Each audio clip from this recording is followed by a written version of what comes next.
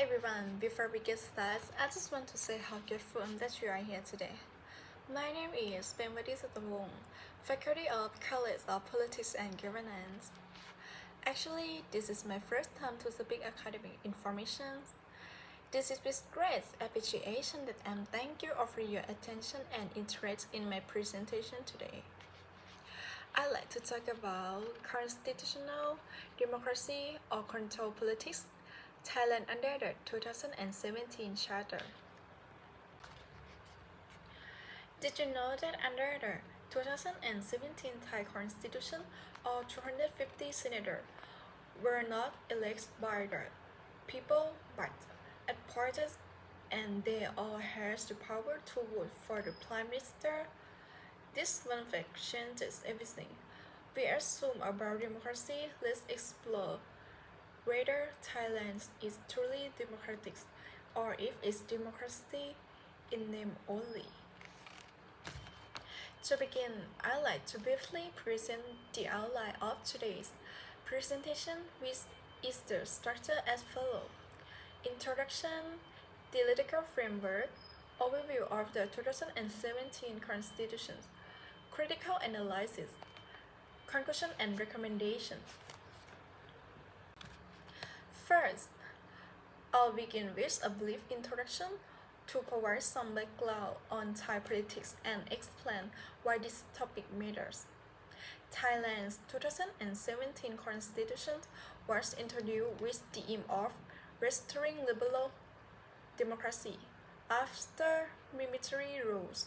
However, the military-led NCPO, National Council for Peace and Order, remained in the power and repeatedly postponed elections.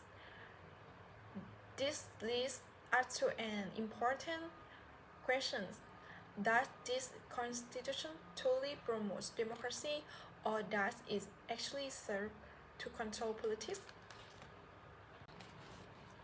Thailand has had a total of 20 constitutions since 1932, which show the country's long history of political change and instability.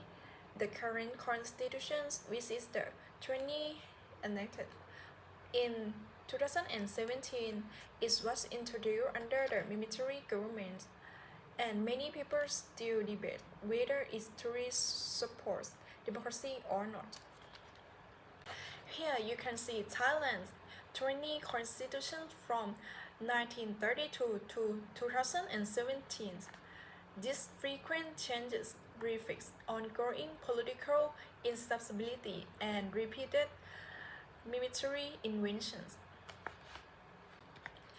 Next, I'll explain the theoretical framework that guides this analysis. It focuses on two key concepts.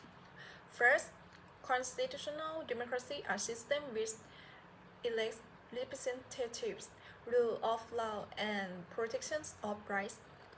Second, authoritarian constitutionalism, where constitutions exist but are used to maintain elites or military control. Thailand 2017 constitutions show signs of authoritarianism disguised as democracy. To assess this, we look at the structure of governments, civil liberties, and accountability mechanism. This slide presents a summary of Thailand's nationwide election results comparing the 2019 and 2020 general elections. It highlights changes in voter preferences, shifts in party power, and the overall political landscape. By comparing both years, we can better understand how public opinion and political influence have evolved under the 2017 Constitution. In the 2019 general election, the Party Party won the most seats in the House of Representatives. However, it did not form the government. Instead, the Palang Pracharat Party formed the government, even though it has fewer seats at the time. The Party Party has no party list PM, so they supported the Future Forward Party prime ministerial candidates. However, their nominee was not approved by the parliament.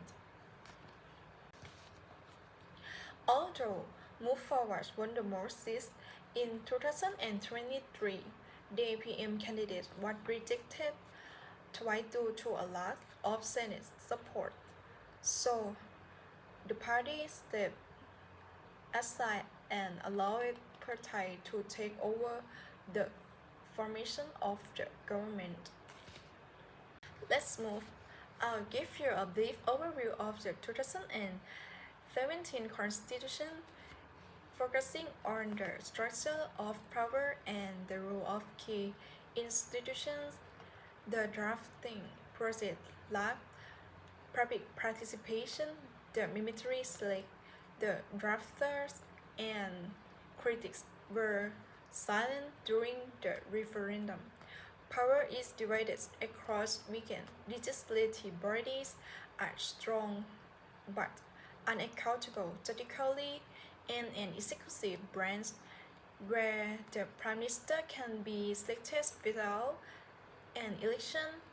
The 250-member Senate, appointed by the NCPO, plays a key role in choosing the prime minister. This is the power structure of Thailand at the time, showing the leader of the executive, legislative, and judicial branches.